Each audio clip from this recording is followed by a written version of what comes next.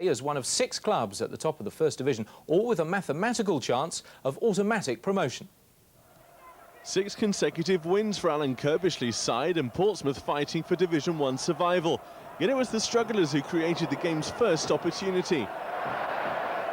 But with news filtering through that their closest rivals were all ahead, Charlton were finding it difficult to penetrate Pompey's defence in a half where nerves seemed to be getting the better of them and some quality was all too often missing from their final touch.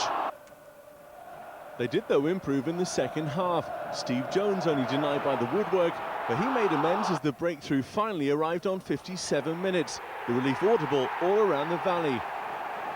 And they had the chance to wrap up victory soon after, which they failed to take, but still took their 7th straight win to set up a nerve-tingling last couple of weeks of the season.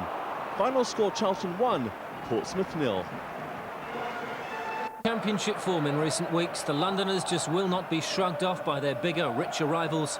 Portsmouth need was just as great.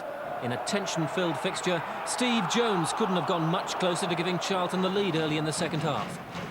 3 minutes later, Neil Heaney, on loan from Manchester City, swapped wings and swung over an even better cross. Jones was not going to waste the second chance. Another sellout crowd at the Valley were warming up nicely for another win, a club record equaling 7th in a row. Heaney is one of several new players blended into the Charlton formation in recent weeks in key positions. When his shot was spilled by Aaron Flahavan, Jones thought he'd scored a second, but he was penalised for handball. And in the very final minutes, Charlton could have missed out on that club record equalling win, but Paul Hall, clean through, could not hit the target. Obviously Sunderland and Middlesbrough got a game in hand, and they will obviously play that before we get to the last game. I hope they slip up, and I hope it all goes on the last game. So it could be the team coming up on the rails that might just edge in?